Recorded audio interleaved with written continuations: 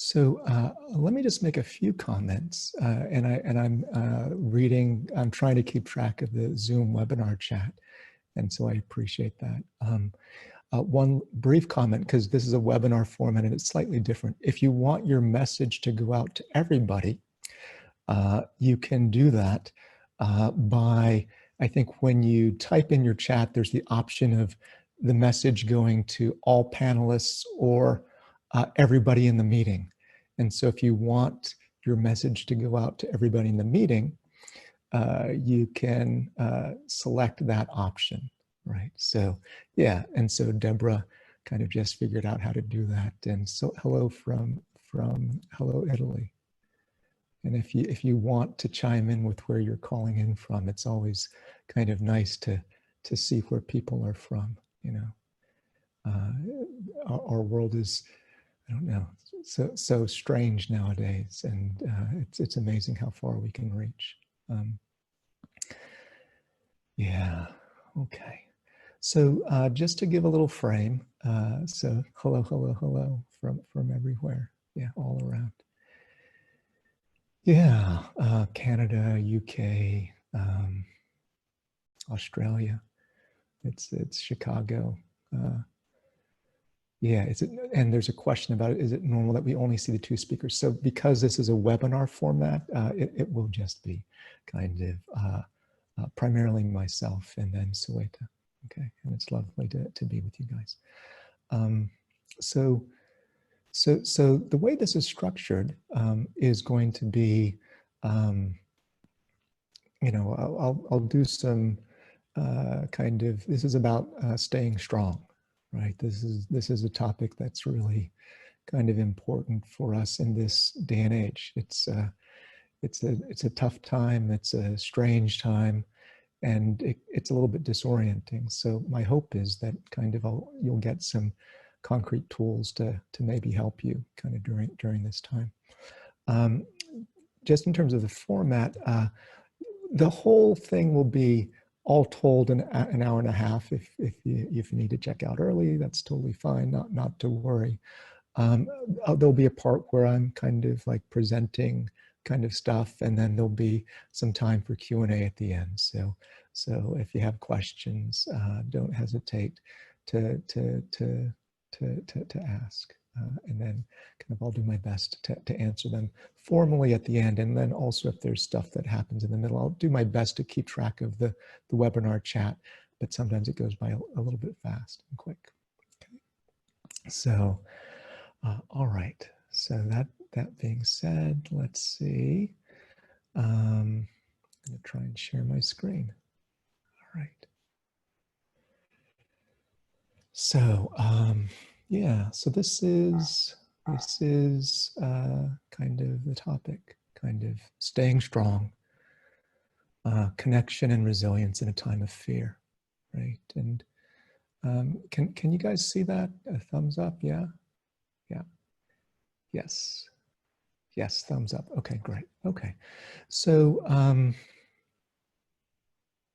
yeah, so how do we stay strong in the midst of everything that we're going through? Right? How do we stay connected in a time when we're told to stay apart? How can we be resilient kind of in the face of everything that we're being struck with? Okay, so that's kind of the topic. So first I have some questions, right? And this is just for you guys. And again, if you want to type in the chat, you're invited to, and if you want us all to see it, make sure to post the chat to all attendees, not just the panelists. Okay, so first I just have some questions just to get a sense of where people are just with this. Like, so the question is like, who has been impacted, right? And I guess, you know, if you've been impacted, you know, either yourself or somebody whose life has been impacted by the current circumstance. Maybe, you know, some people have either had kind of their job shift or change or lost a job, you know, because of what's been going on.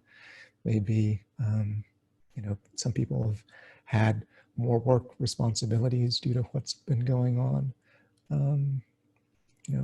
Maybe you've been displaced from your normal residence or had to kind of constrict your kind of movement. So if you've been impacted, yeah. Okay, so yeah, I see. Oh yeah, north of Italy impacted, yes. Yeah, yes, yes. Oh, I'm just catching up. Yes, yes, yes, yes. Thumbs up high, yes. So north of Italy, yeah, you guys have been impacted a lot. Change from office environment to work from home, yeah. So financial impact. I'm just gonna write some of these because I think some people aren't seeing this, but like, so everything. I see people saying everything. Okay. Change colors here.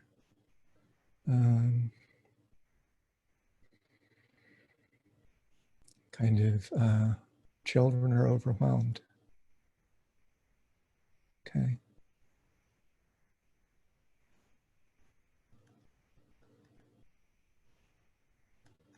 Right. Kind of increased anxiety. Yeah. Lost job. So sorry to hear that. Anxiety in the self or anxiety in the staff that you oversee. Right. No income. No income. Can't see kids or grandkids. Whew. Grandkids, yeah. I guess no school for kids. Yeah, curfew and mental illness. I guess that goes along with anxiety. Yeah, the red on blue is messing up with our eyes. Okay, thank you. Yeah, I'm going to try and figure out how to change the color of my pen. Yeah, let's see if I can do that. Here we go, pen color.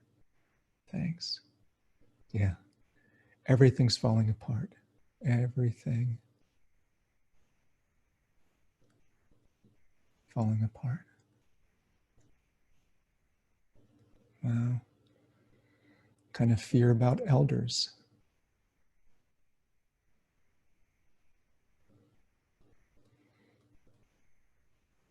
Yeah, sure. Kind of an 88-year-old mom with macular degeneration, right? Wow.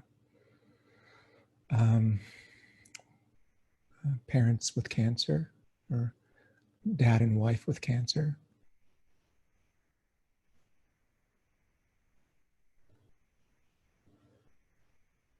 Sorry, that's not coming through. Cancer. You don't know when it's going to end. Okay.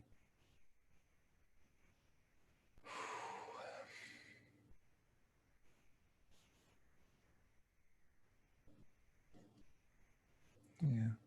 Can't visit my kids in Europe. Okay, just gonna, we had some of that. Children overwhelmed. Can't see kids, right? Wondering when people are going to snap.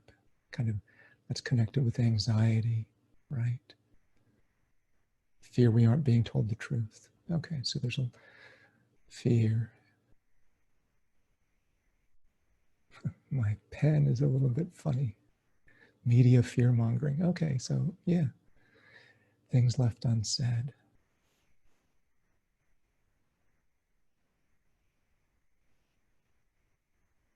Left unsaid. Yeah, okay. Unsaid. My spelling isn't working exactly. Having throat pain symptoms. Okay. So physical symptoms. Okay.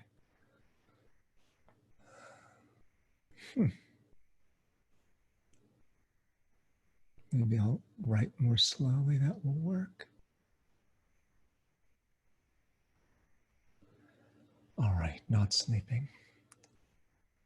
So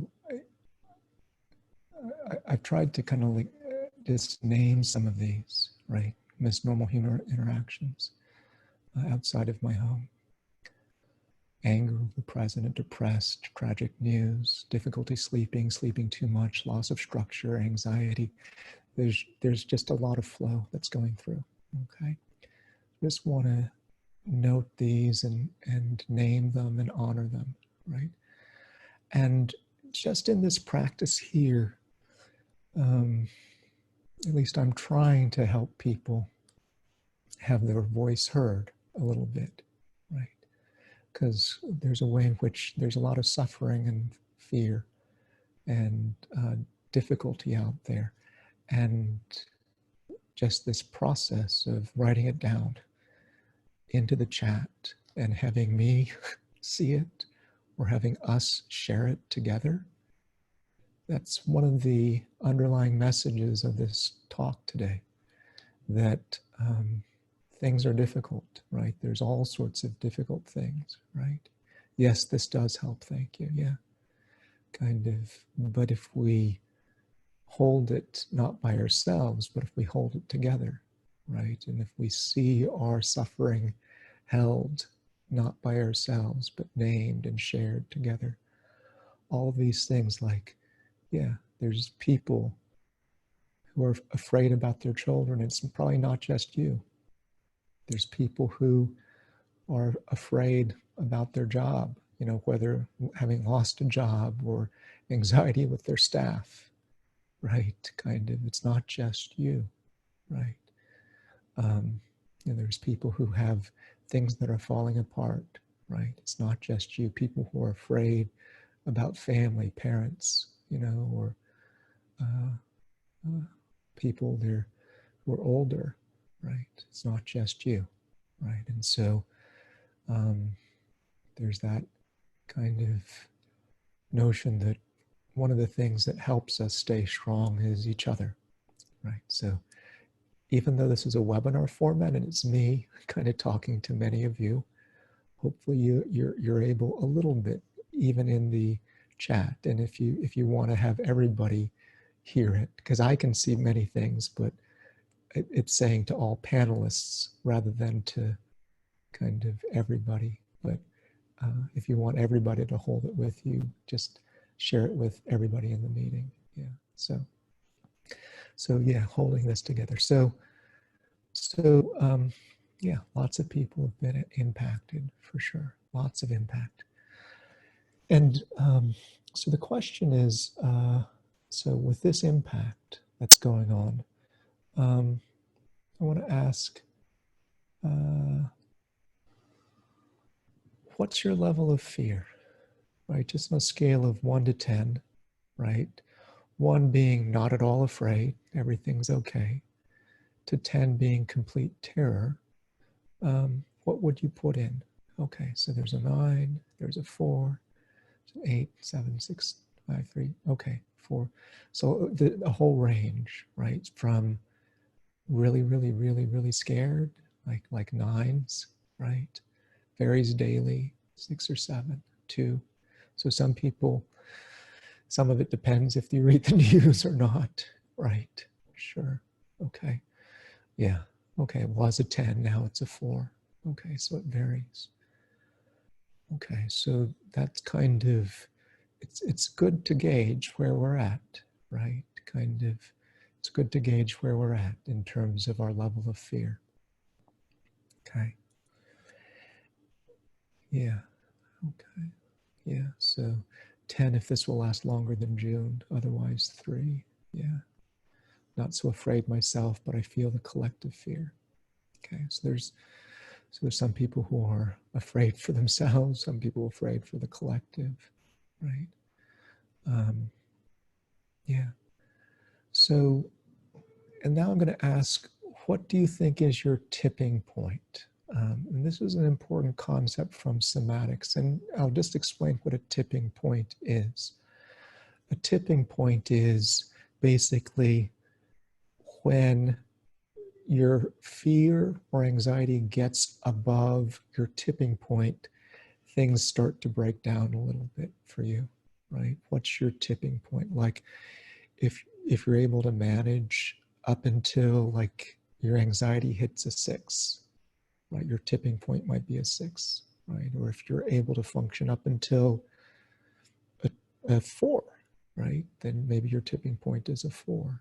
Okay, so, or if you're a 7 or, okay, so I'm seeing 7s, 8s, 5s, tipping point maybe a 3 or 4. Okay, so different people are at kind of different levels of kind of where they're at an 8 or 9, a 6, 8 or 9, 9. Okay, so some people have, sounds like a lot of capacity, right? A capacity to hold a lot of fear and still not tip over, which is great, you know, or, and all of it, there's no better or worse, right? It's just like noticing what is your tipping point. Okay, so some people it's higher, some people it's lower. Okay. Yeah, so just noticing kind of what yours is without judgment. Right. Okay. So this, yeah, maybe 8 is the new 5, right? Yeah, there's a whole new normal that's going on here. Um, so this is about kind of, well, resilience is about finding kind of, well, kind of where we are relative to our tipping point. Okay, so just think about your tipping point and ask yourself, do you think, you know, right now, are you at your tipping point, above your tipping point, or below? Okay, so you're below. So most people are below, and some people are above, double exclamation mark, but most people are below. So that makes me happy. I'm glad most people are managing, right? You're not tipping over. Today you're well below. Okay, and some people above, but most people below. Okay, below, that's why you're here. Okay, not yet. Okay, yeah, below. Okay, so most people aren't tipping over yet, and a couple people are, and that's understandable. So, and when your cases go up, the tipping point rises. Depends on the day. We're all in this together. Okay, so yeah. So what resilience is about, oopsie, yeah, it's about, it's this whole notion, how can I make myself stronger so I don't tip over, right? How can I increase my capacity to be strong and not tip, right? So, you know, yeah. So how, yeah, and I hear kind of, yeah, there's all these people with these great ideas, sticking to routines, working out every day, meditating, not reading the news, meditation, yoga, connection with others. Okay, you know, avoiding the news, right? So I'll just write some of these down. Avoid news, right? Visualization,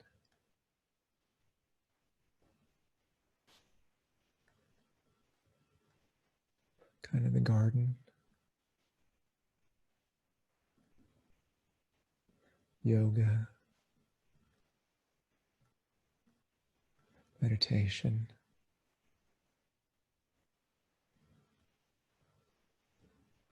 Let's see, long walks in nature. Right. Okay. Making meaning. Wow, that's great.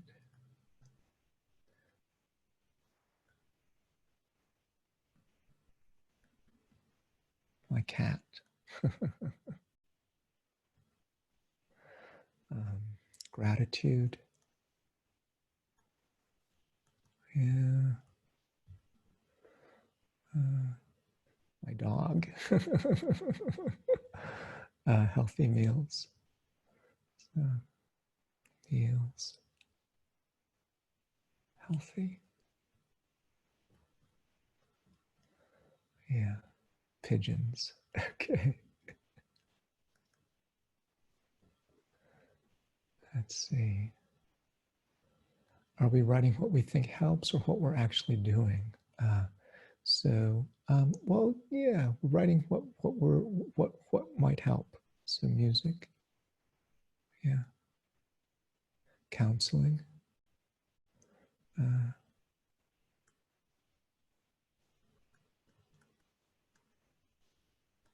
Okay, so yeah, a double on that. Regular therapy, posting something positive, right? Positive kind of mindset or posts. Okay. Letting myself feel. Yeah, absolutely.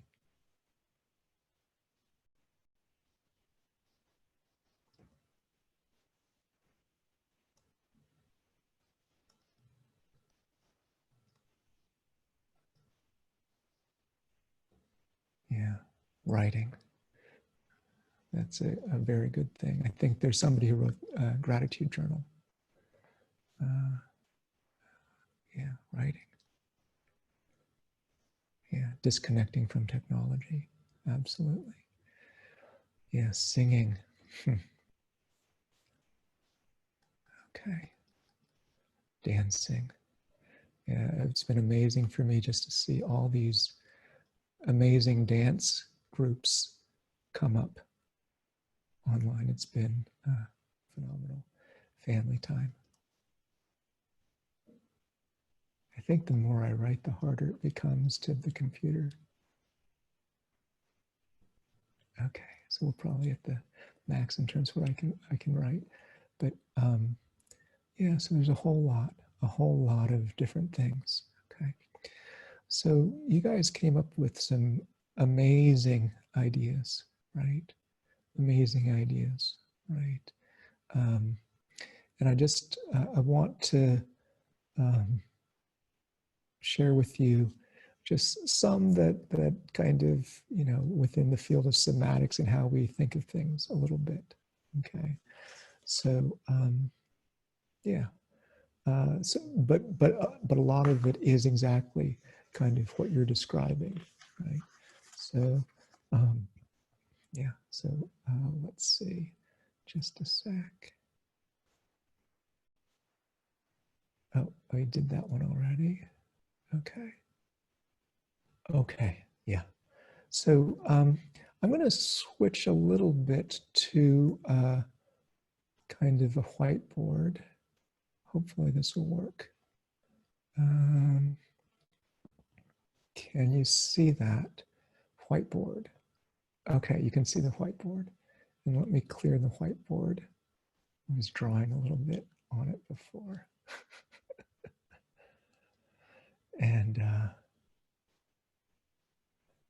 And all right, here we go. Yeah, cute drawing. Well, you'll get a chance to see my my not so incredible art, but I'll do the best I can. All right, um, so in somatics, right? I mean, everybody's probably seen some of these drawings nowadays, kind of in terms of, uh, well, uh, there's a lot of diagrams going out there, and I'll just say within the field of kind of somatics, which is kind of mind body work about stress, right? So if this is the level of activation, right? Like how much stress we're experiencing, like amount of stress.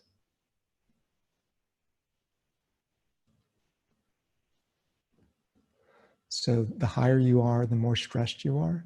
The idea is that our nervous system is supposed to help us calm down a little bit. Like, so we go up and then eventually go down again, right? So get activated and then deactivated. But sometimes, and this range here, this is sometimes called the window of tolerance, right? Like how much sensation, activation can we hold? Another defines semantics. Oh, somatics. So somatics is basically kind of, it comes from the Greek word soma, which basically means kind of, it's another word for body, but it references, you feel like you're going through the grieving process. I'm sorry to hear that. But soma means, it's the notion that the body and the mind and the psyche are intimately connected, right?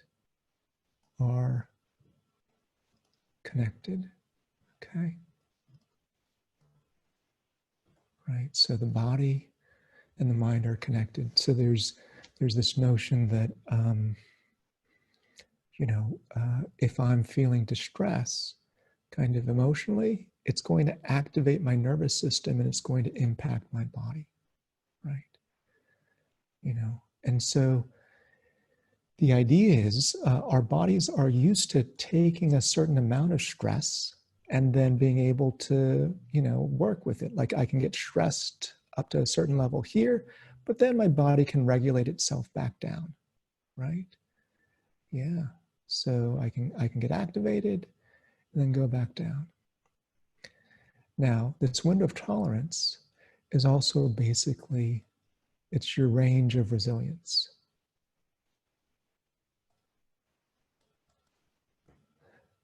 Resilience. How do I mean psyche different from mind? So psyche is basically, it is just another, I guess sometimes it's kind of similar. It's maybe mind / psyche rather than separate from psyche. Maybe it's the moving mind. I like that description. Yeah, thanks for chiming in there. So the idea here is that we all have this basic kind of threshold or tipping point. And for some people, it's a 9, some people it's an 8, some people it's a 7. And if we go beyond that, like if we have stress, past that point,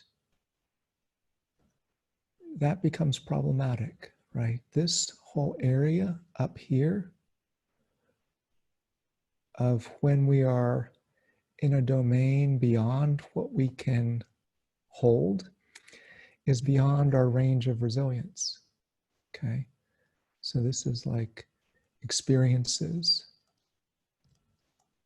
that are too hard, too difficult to hold, okay? So normally we can hold stuff, we go up in a normal day and go back down. But sometimes things are too much and they exceed our tipping point, right? They're outside of our window of tolerance, right? Or they're beyond our range of resilience, okay? So it's too much. And so what we're trying to do, right? All of the things that you've mentioned, what we're trying to actually do is we're trying to shift this so that our resilience kind of increases to a point where actually we can hold it, where it doesn't kind of exceed our capacity to cope. All right. So that's kind of I don't know, hopefully not too mathematical or kind of formulation, but basically what we're trying to do is we're trying for each of us individually to increase our resilience. That is, move this up so that we can kind of hold more. All right. So that's one metaphor. Let me just give you one more metaphor, and maybe this will land for people. So you can imagine basically like a swimming pool, right? We're a swimming pool, and stuff gets piled in. You can imagine like beach balls getting piled into a swimming pool, right? One by one, as we have more and more stuff to do and to hold. So there's kind of beach balls that kind of are in our swimming pool. And then at a certain point, right, kind of it's too much. And we might try to put more in, but then it creates almost like it starts to get difficult to hold, and we can't hold it all together. And then at a certain point, we exceed our capacity to hold, right? It's too much. And then something pops, right? Okay. So what we're trying to do, just in this metaphor, just like we're trying to raise this bar so we can hold more stress, right? Where we can hold more nervous system activation. What we're trying to do in this instance is to increase the size of our swimming pool so there's more that we can hold, so that we can contain more experience and it doesn't kind of overly strain us. Okay, so that's, at least that's the model of understanding. Okay, so okay, so there's these old stories about kind of you know, what makes something strong, what creates resilience.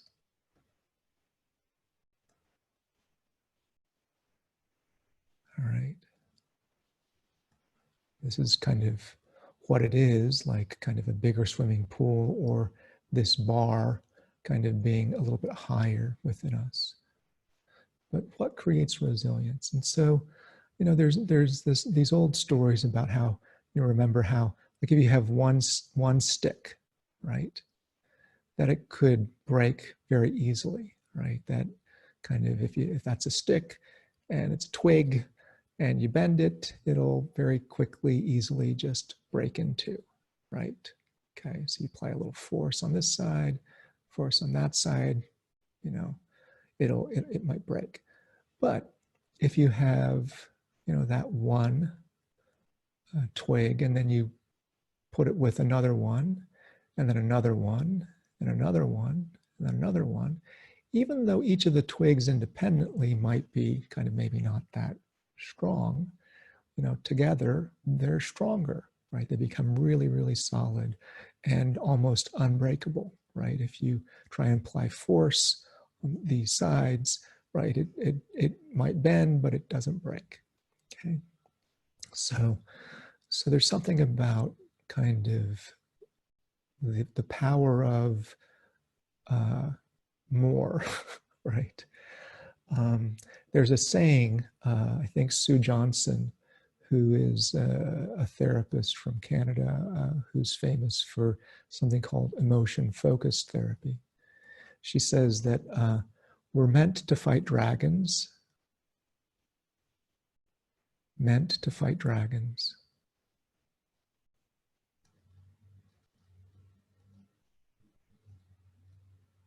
just not alone. So we're built to be brave. We're built to be strong, but we're not built to do it by ourselves. Okay. So so one of the things that has been found to create resilience, I'm going to clear the whiteboard, is this notion of accompaniment. Okay. Accompaniment. All right. So I'll just tell you about some findings. Okay. There's somebody named James Cohen. I don't know if anybody's heard of him. He's a professor at University of Virginia, and he runs the Effective Neuroscience Lab. And what he found, it was actually a really remarkable finding, was that hills are less steep. So if you're walking up a hill, okay, this is you kind of walking up a hill, and it's super steep, right? And you perceive it as being steep at a certain level. But if you're actually with another person walking up that same hill, it doesn't seem to you to be as steep, okay? He did another study where they put people into kind of an Fmri, which is this kind of, it's a device that measures your brain, kind of takes a cross section of your brain. And he told them, well, at some point, I'm going to prick your foot with a little pin, okay? So he said, I'm going to prick it with your foot, you know, and I'm not going to tell you when it's going to happen, but I'm going to do it. And then their brain kind of lit up as like, you know, scared, right? Okay. However, kind of, if they had somebody kind of with them, kind of holding their hand, their brain calmed down, right? Like, okay, like if they just had somebody there who they cared about holding their hand, and they were in the same experiment, and they'd say, well, I'm going to prick your foot at some point, but there was somebody there holding their hand, their brain was calm. So the notion is that accompaniment, being with somebody who you care about and who cares about you,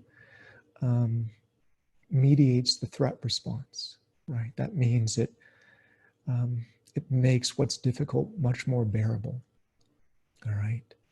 So just if you look at kind of in terms of the brain, kind of, if this is the prefrontal cortex and this is the amygdala, you know, the amygdala is kind of like the emotional center of the brain. It's like where all the danger signals kind of come out, right? When we are accompanied, the amygdala calms down, right? It doesn't get as activated, right? So Sarah Payton says, being accompanied, she says, being accompanied is more important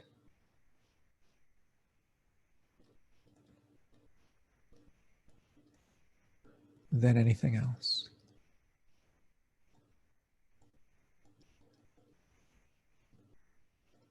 Okay, that's Sarah Payton. All right. So, because there's this feeling that there's something that happens when you're with somebody, right? Kind of, and they feel safe, and you know, kind of, you feel supported by them, right? That makes even what feels unbearable capable of being born, you know. So I guess, so there's some questions that are just that are coming out, and I want to acknowledge this. So there's the question, but what if there's nobody? Okay, to accompany you, and I hear that that's a deep question, right? You know, so, and that's what's so scary about this virus. Like it means going to the hospital and possibly being alone, right? So that's can be terrifying. So the thing about accompaniment, okay, there's different ways of managing. Yeah, and Andy Welch sent this to me privately, but I'll just kind of, this is, he's kind of leading the at least one step ahead. So there's basically different kinds of accompaniment. The truth is, it can work even if it's accompanying ourselves. Right? Or, you know, there's self-accompaniment or accompanied by others, right? And sometimes we have access to one and sometimes we have access to the other. Sometimes we don't have access, right, to accompaniment by others. And sometimes this category itself can be divided into real or imagined, okay? And it's like real as in kind of they're actually physically there, or our imagination. Somebody mentioned guided imagery earlier on. These are real things. I mean, imagination is a real thing. That's kind of a strange thing to say, but like if we can imagine something vividly, we can get a lot of the benefit, right, of accompaniment or self-accompaniment, right? Okay. So, I'm gonna, self-accompaniment, there's this phrase self-compassion, which kind of falls into this category, right? Okay. You might have heard of that. That's Kristen Neff's work out of the University of Tennessee, Austin, right? And then kind of there's, you know, if you have access to accompaniment by another person, kind of who's a real other person, you know, and, you know, they don't have to physically touch you, although that can be nice. But if you feel them with you, that's the most important thing. If you feel like they're with you, that can be good. Or even just imagining that can be really powerful, okay? Yeah, and I think that's a really good question, right? I think sometimes kind of prayer, right? Prayer can feel like somebody is accompanying you, right? All right. Okay. So what I'm going to invite you to do now is an actual practice, an actual exercise where you, where we do this kind of imagined accompaniment. Okay. So I'm going to invite you, I think because of the circumstance and particularly what I'm seeing in the chats, right? Like it sounds like some people don't have anybody real, like present right now. And if you do, that's great. You can still do this exercise. It's always helpful to think of these things. But I'm going to invite you to think about somebody, okay, who is a protective figure for you. Okay. Somebody who, and it could be real or imagined. Yeah.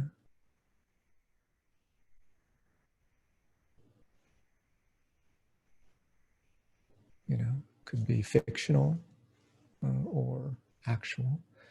But I want you to kind of think about somebody who's a protective figure for you. And maybe just take out a sheet of paper and write down their name. Okay, or type it into the chat if you feel like it, if you want to think of a protective figure and, you know, write it down. Okay, so yeah, so I'll just read what I see. My mom, my husband, my grandma Nelson, right? Kind of, yeah, even the act of reading, okay, online, my husband, my grandma, my parents, my boyfriend. Okay, so grandma, parents, boyfriend, family.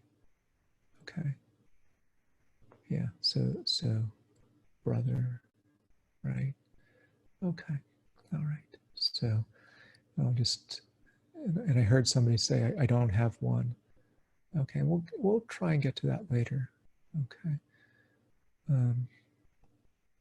Right, okay, sorry about that. Okay, so protective figure, right? And then, yeah, I'm gonna invite you to also think of like a nurturing figure. And it might be the same thing, you know. Uh, protective figures typically kind of make you feel safe, help you know that, you know, nothing bad is going to happen. Nurturing figures help you feel loved, right? Help you know that you're important, your needs matter, right? So, who would be a nurturing figure for you, right? So, and yeah, you can type it into the chat or write it down kind of yourself. So, kind of sister, therapist. Yeah, and I also heard no one. Okay, so I'll get to that in a sec. Okay, girlfriends. Okay, all right. So, a companion who died, you know, a while ago. Okay, companion, besties. All right, great. So, so, so what I'm going to invite you to do is to just let yourself kind of imagine yourself, right? Kind of in a safe place, right? Uh, maybe I just, somebody else wrote God, but just imagine yourself in a safe place. Imagine in a safe place, if you can. And see if you can visualize whoever you chose as your protective figure right there with you, right?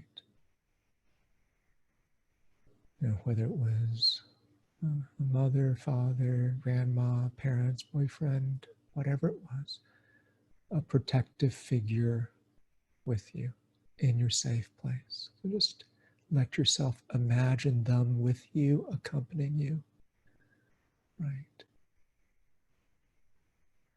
And just see if you can feel their presence with you, kind of beside you. Yeah.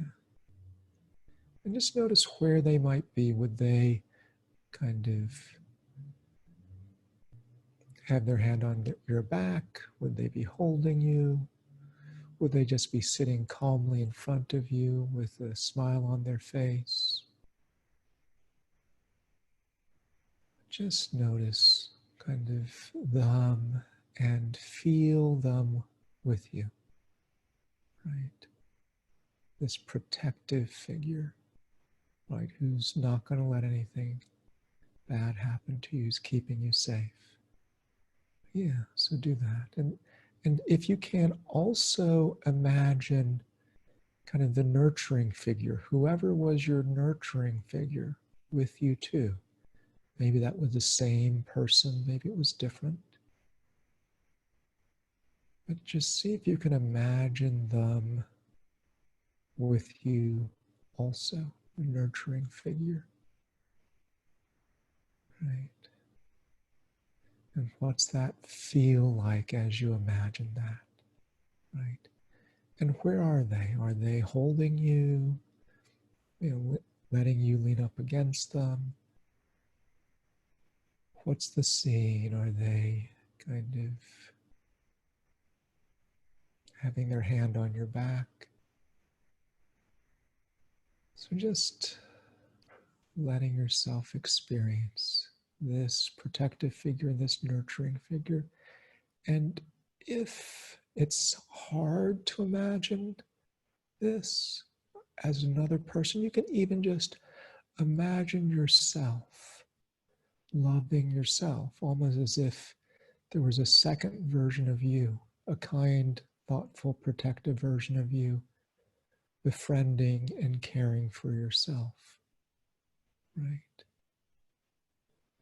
Yeah, and notice what you're doing. Maybe you're having coffee, right, together, or playing Scrabble.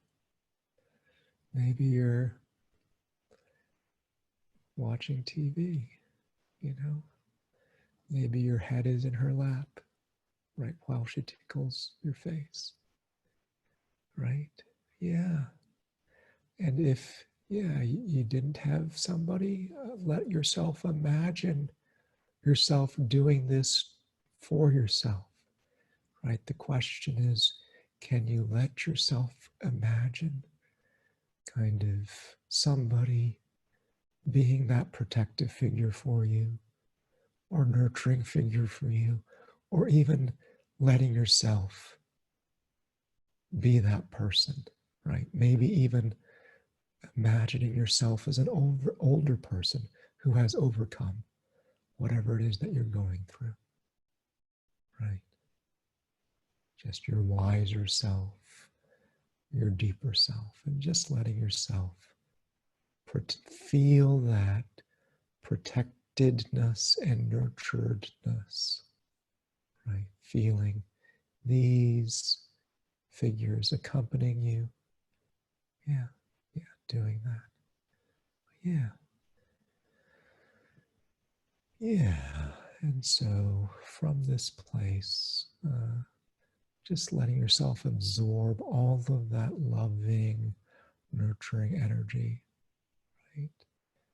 And if there's something that these protective or nurturing figures want to say, right, to you right now in your state, right, what would they say?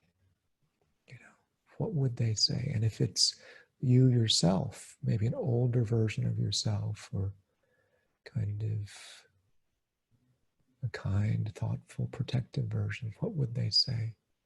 And maybe they'd say something like, I won't let anything bad happen to you, or you will be all right. Maybe they'd say, I'm here for you. You're a good person. You've got this. You are enough. Just the way you are. Everything will be okay. Right? The sun's going to come up tomorrow. This will pass. You got this. You're strong. You can do this. You got this, girl. Or just simply, I love you. I'm here for you. Right? We've done hard things before. You're doing the best you can. This too shall pass. Right? I'll always be beside you. You are loved. You are loved.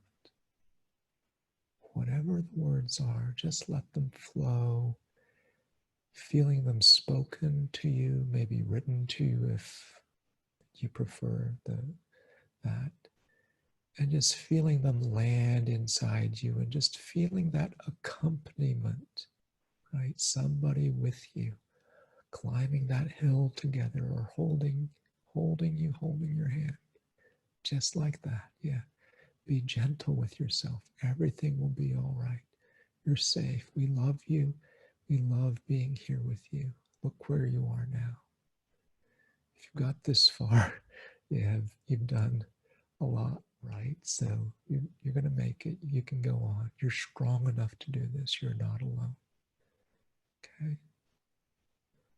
Just feeling all of that kind of fill you and penetrate into your body, right? From your head all the way down to your toes, into your heart, almost blanketing you with protection, filling you with care and love, right? And just feeling that all through you. And this notion of having people with you, real or imagined, right? Yeah. What's that feel like? What's it feel like to have somebody with you? And I see somebody write, yeah, almost felt like crying. Tears. Felt loved. Felt safe. Right? Well, so just warmth. What, just feeling all of that. This is what it's like to not be alone. This is what it's like. I feel stronger. I feel loved. I feel hopeful, warm and tingly, peace. It's like a warm blanket, calmness, right? Just warm and safe. So feeling that. Warm and safe. Yeah. Comforting, safe, appreciated, peace, free, relaxed, held. Yeah, all of these things. Just a smile that's coming on my face reading all of this. It's like a warm blanket. Wow. Yeah. And there's some really wise words that are being shared, spread all around, right? There are people just like you. Yeah. And you're not alone, right? You're not alone. There's people just like you. Yeah. So feeling that kind of sense of accompaniment. Okay. Yeah, so that's one thing that can help us feel strong, feel stronger, this feeling of being accompanied. All right, so that's one practice. So just notice that. That's a good one, and that's a lot, even if it was just that. Okay, first teary and then calmer, right? And that's what happens when somebody's with us and we've been stressed, right? It's almost like we cry because they see us, and then we know that they're with us, and then we feel calmer, right? So that's kind of at least one thing you can do to help yourself become more resilient, right? Just imagining being accompanied, and it can be accompanied, yeah, my pleasure. It can be accompanied by yourself, like self-compassion, or can be kind of accompanied kind of through your kind of imagined protectors and nurturers. Okay, so those are some useful skills. Let's see. So I'm going to clear that.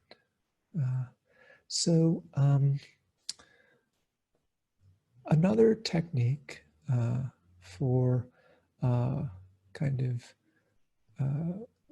gaining resilience is something called reframing. Okay, you might have heard this before. It's basically learning to shift perspective. So it's reframing is the ability to change perspective on an issue or event. Okay. Okay. And I'll give you some examples. So there's this notion of kind of, gosh, you know, if this is me and this is like all the stress of the world, right? There's all this stuff that's going on that's kind of difficult to withstand, right? And I can either place my attention here, right, on all this stress. But the truth is, there's actually been some at least for me, some things that have been maybe a little bit good about this. And some of it for me has been, I think I've felt, and this is just kind of a representational drawing, I'm not sure if this will convey, but I felt a little bit closer and more connected to family. Like, it's like I've been checking in more. Like, how are you doing? Are you doing okay? And there's been, at least for me, you know, I could either feel the stress of everything, which is one thing that's true, but a small benefit has been kind of closer connection with people I love. Okay. So that's been one piece. You know, other people it might be different, but just a few others for me. Gosh, you know, there's all the stress of the coronavirus and everything that's happening in the world. And not to deny, at least for me, it is stressful.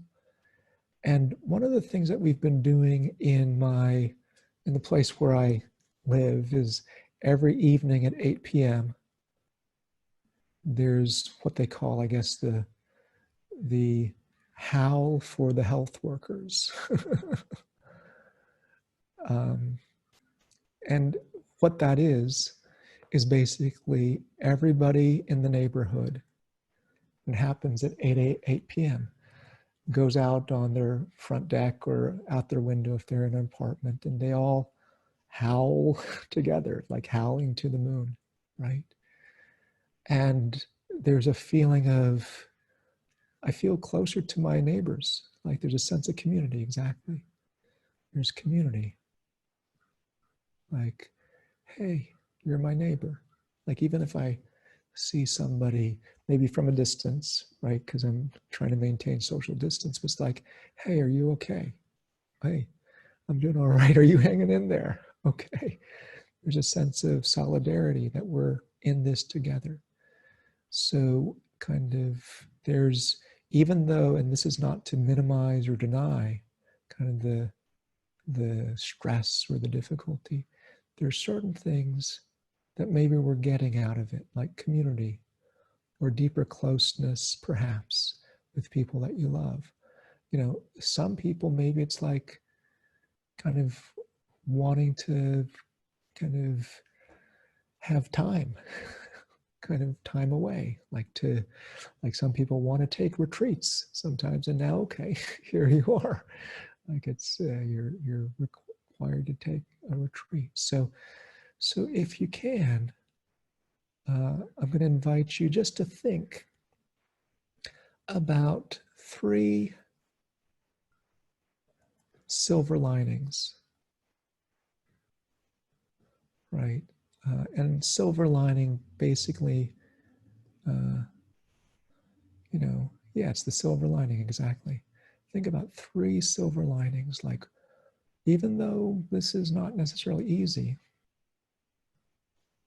what might be something good that's happening for you? Yeah. Yeah, just go ahead, and if you want, you can write it in your own journal or you can share it in the chat, right? So, wow.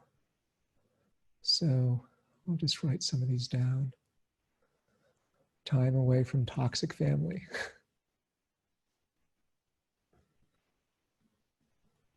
Okay, from maybe toxic family. And I just say, dad reached out and hadn't in a while. So maybe on both ends, like ability to get distance from family and an ability to get closer, right? Opportunity to learn new things. Like new things. Yeah. More time with family.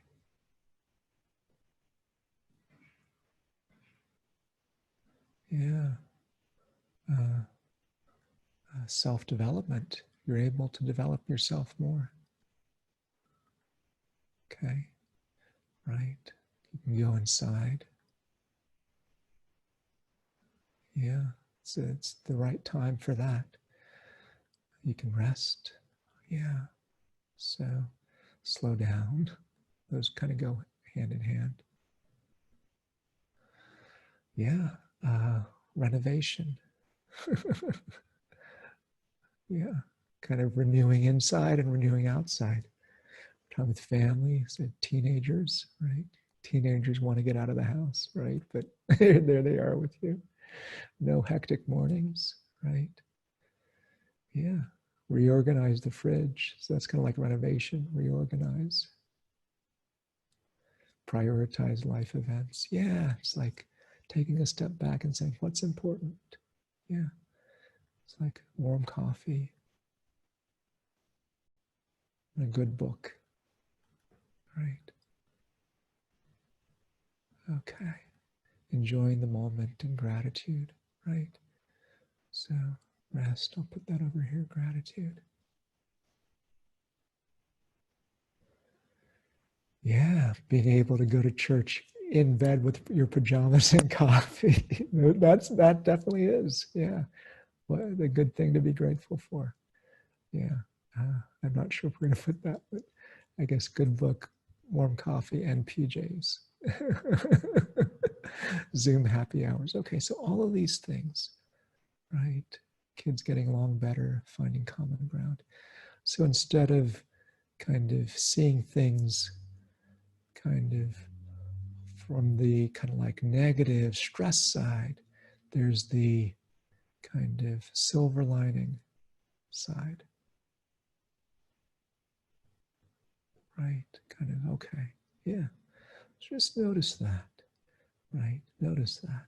Kind of there's these different ways we can approach things, right? So kind of so reframing can shift our state of mind, our feeling, and yeah, that's another technique.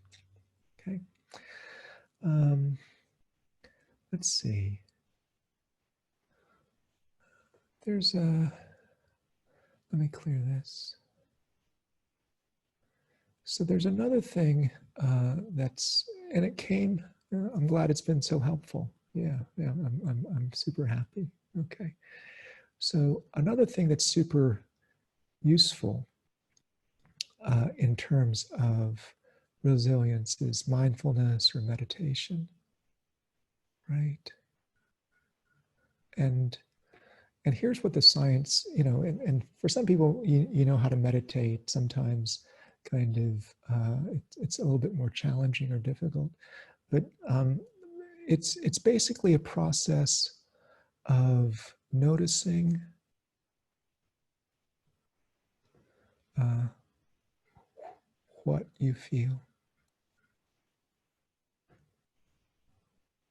what's happening, uh, noticing what's happening,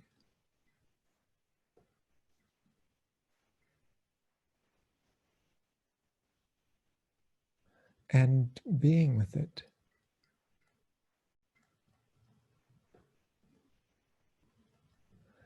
In a open,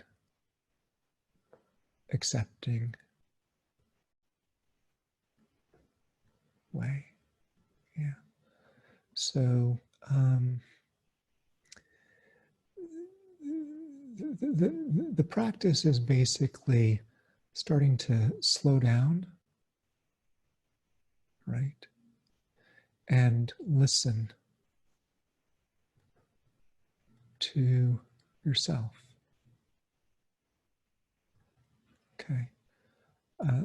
The thing that's true is that oftentimes we're so busy kind of going on with our life. Yeah, it's listening to your body also without thinking. Yeah, sure. Sometimes we're so busy with our life that we don't even hear the parts of ourself that are struggling, right? Can sometimes imagine like parts of ourself that are maybe caught like deep down in a hole, but we're off here in our world kind of busy with everything. We don't even notice that some part of ourself is kind of caught down there. And so if we actually just slow down a little, right? Kind of get quiet,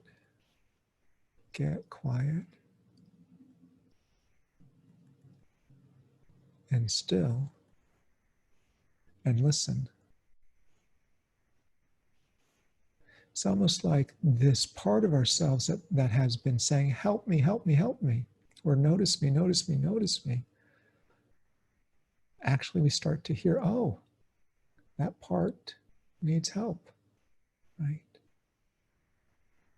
So there's this whole practice of slowly just kind of slowing down a little bit and breathing and noticing what's happening in your body and letting your body speak to you, right?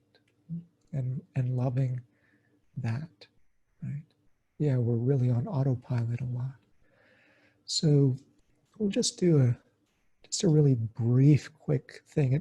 Sometimes this goes by the name of a body scan,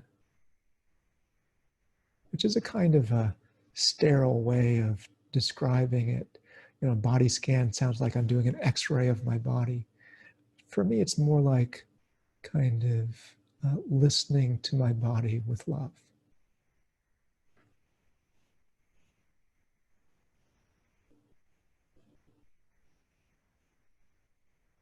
Right? Yeah. With love. And noticing it. Like, how do you treat somebody that you love? And how can you give that care to your own body? Right? Yeah, with no judgment, exactly. That's one of the notions of mindfulness. So just inviting you, this will be just very brief. If you want to close your eyes, you're welcome to do so. If you prefer to keep your eyes open, that's fine. But just allow yourself to take a few deep breaths. Right? And just start to notice your body. You can scan your body, right? Just as if it were this beautiful house, right? In which you live, right? And where all the sensations reside. And just letting yourself say hello and welcome to all the sensations that arise within, right?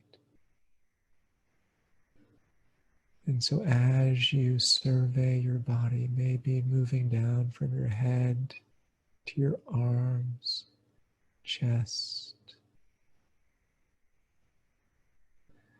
belly, all the way down through your body, all the way from your head to your toes. Just let yourself say hello. And it's the body scan, but it's also a body welcome. It's to say, hey, hello. I'm listening to you. You matter to me too, this body. Ah, yeah, yeah. And this may be easy for you. It might be a little more challenging, especially if our bodies have not always been welcome companions, right? And if that's the case, just see if it lets you be near it or beside it, you know, knowing that in its own time, maybe it will open to you, right? Yeah. And even being kind with yourself if you can't feel care or compassion, you know, that's okay too.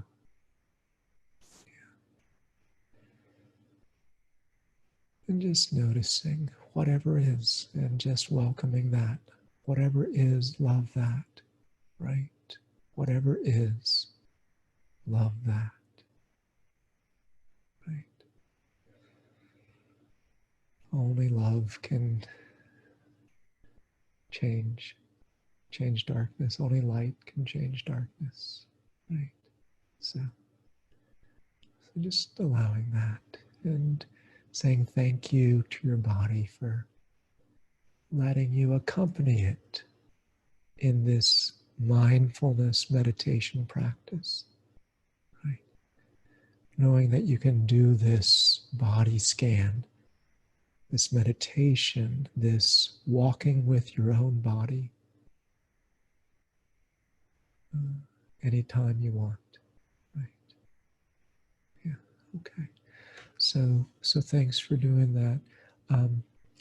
If you feel disconnected from the body, does the connection come with practice? So that's a really good question. And yeah, we're sending you hugs, Paula. So just please feel the support in the group, right, towards you, right?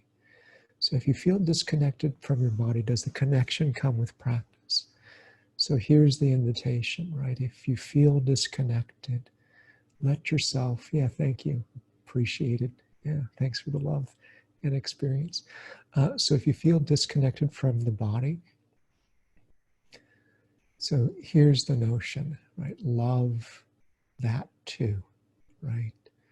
Because the notion is that sometimes we get disconnected from our body because our body hasn't been safe, right? It hasn't been a safe place to be. And so we get disconnected.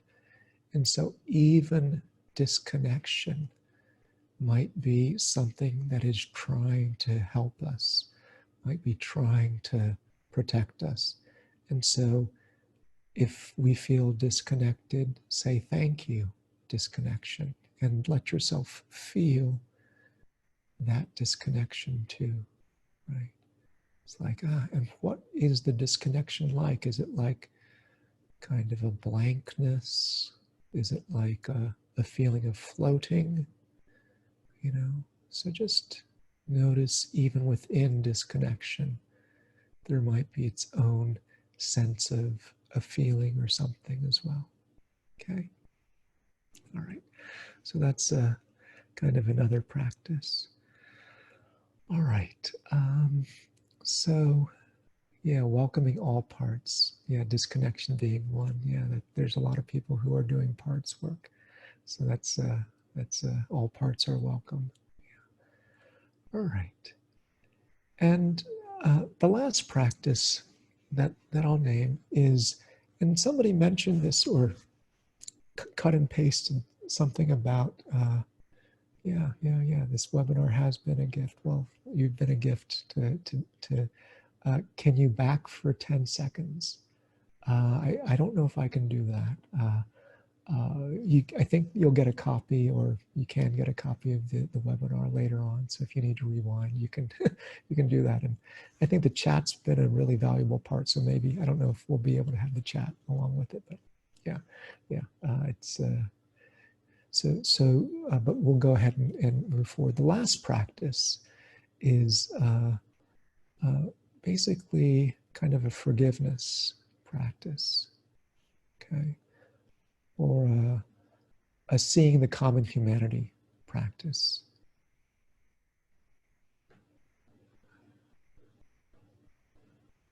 Okay. And the notion here is that sometimes we separate ourselves from others. Like we think, oh, that person, they're awful, they're bad, they're the worst, and I hate them, I don't forgive them. And sometimes that actually hurts ourselves, right, more than the other person. So the invitation here is to maybe imagine someone or something which feels kind of difficult for you. And then just to name 3 things that you might have in common with them. So I'll write this down. So name a person who is challenging, just a little bit, okay? And then name 3 things in common, okay? And then just notice if there's a change.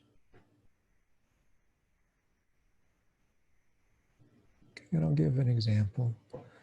So I guess for me, sometimes I feel like just a lot of work gets put on my plate by, kind of my departmental chair. I'm a professor at a university and I teach, and so sometimes it feels like a lot gets put on my plate, and it's like, oh, that's hard, hard to deal with. Okay, so that's okay. And then the things that I have in common. Okay, so that's the situation maybe. And what do I have in common? So I guess we both care deeply about our students. Yeah.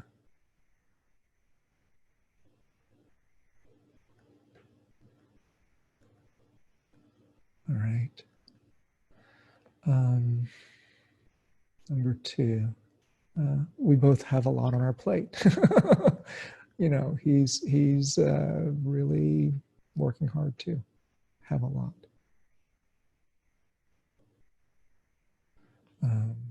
And maybe he's scared also. Okay. All right. So that's just my example. And we're only going for another 4 minutes. Yeah. So I know we're about to end. Sorry. But just, yeah. So those are 3 things. And then I noticed if there's a change. And I noticed yeah, that's really true. We both care about our students. We both have a lot on our plates, and he's scared too. So that helps me. That helps me. Okay. I'm going to leave this one for you guys to do in your own time, because I want to kind of give us a little chance to summarize and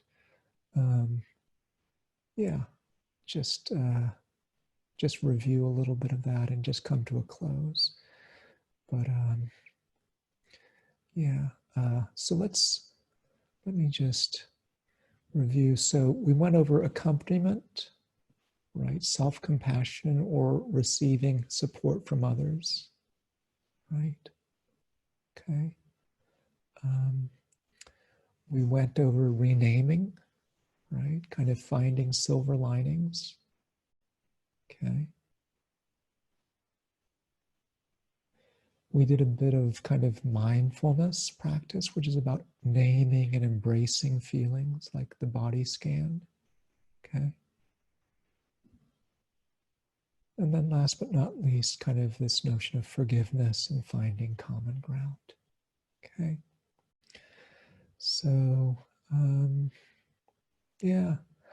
At this point, I'm just going to go ahead and stop the share. And then, yeah, just say thank you so much for being here. It's been such a pleasure to have you, and it's such an honor, right? So I'll just read some of the chats, like, awesome, thank you so much. This has been an amazing and useful presentation, thank you. Even gesture voice has been incredibly soothing and calming. Oh, that's sweet. This was so helpful. Brought me the calmness that was needed. So happy for that. Thank you. That's another practice, actually. Gratitude is a practice that we didn't mention, but I can see kind of it in abundance on this call. So it's always an honor for me to be with people and to help them, and it's really deeply nourishing for me too. We're all in this together, right? We're all connected, and we'll make it through. So, yeah. Well, thank you so much. I don't know if there's anything else that we need to do before we close. Okay. So in that case, yeah, didn't expect the release of tears, positive vibes. Yeah, I appreciate all of you. Like, yeah, It's my pleasure to share. It's my pleasure to share. So with that, I'll just say, well, I do have a poem. Yeah, I'll share this one last poem. See if I can find it. I loved it. And maybe we'll just close with that if you want. You don't have to stay for it, but let me see if I can find it. Oh boy. It's here. Oh yeah, okay. So this is, yeah, well, this is the poem, and I'll just share it. It's called Pandemic. It was written on the eve of the influx into the United States, but it's written by Lynn Ungar, who's a local minister, I guess, here. So, pandemic. What if you thought of it as the Jews consider the Sabbath? What if you thought of it as the Jews consider the Sabbath, right? The most sacred of times, right? The most sacred of times. Cease from travel, right? Cease from buying and selling. Give up just for now on trying to make the world different than it is. Give up just for now on trying to make the world different than it is. Sing, pray, touch only those to whom you commit your life.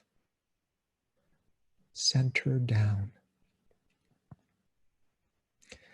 And when your body has become still, and when your body has become still, reach out with your heart. Know that we are connected in ways that are terrifying and beautiful. You could hardly deny that now. Know that our lives are in each other's hands. Surely that has become clear. Do not reach out your hands. Reach out your heart. Reach out your words. Reach out all the tendrils of compassion that move invisibly, where we cannot touch.